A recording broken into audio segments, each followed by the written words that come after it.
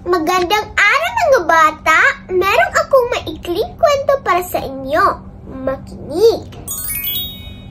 Si Lisa at ang bulaklak ng kabutihan.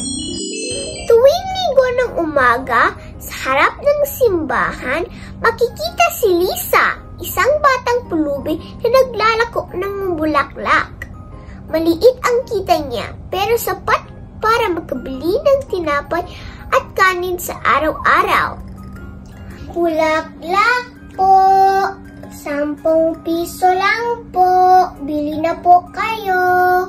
Ate, kuya, bili na po kayo.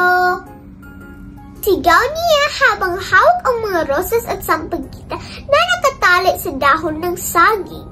Habang abala siya sa pagtitinda, may napansin siyang matandang babae na hirap tumuwid sa kalsada. Naku, mukhang kailangan ni Lola ang tulong ko. Nanginginig ang mga kamay nito at may bigbig pang mabigat na bag. Agad nililapitan ni Lisa ang matanda at sinabi niya, Lola, tutulungan ko na po kayo. Hinawakan ni Lisa ang kamay ng matanda at tinulungan itong makatawid. Pagdating sa kabila, huminto ang matanda at ngumiti. Salamat, iho. Ano pala ang pangalan mo? Tanong ng matanda. Lisa po. Napakabait mong bata. Eto, tanggapin mo. Sabay abot ng isang sobre. Salamat po. Pagbukas ni Lisa ng sobre, laking gulat niya. May laman itong 1,000 piso at may papel na may nakasulat. Sa maliit na kabutihan, may malaking gantimpala, Aling Rosa.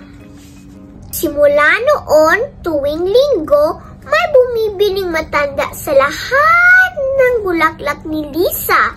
Hindi dahil kailangan niya ng mga bulaklak, kundi dahil nakita niya ang mabuting puso ng bata. Wakas. Aral ng kwento.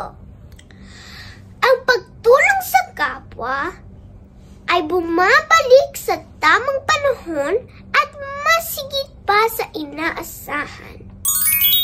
Mga bata, nagustuhan niyo ba ang aking kwento?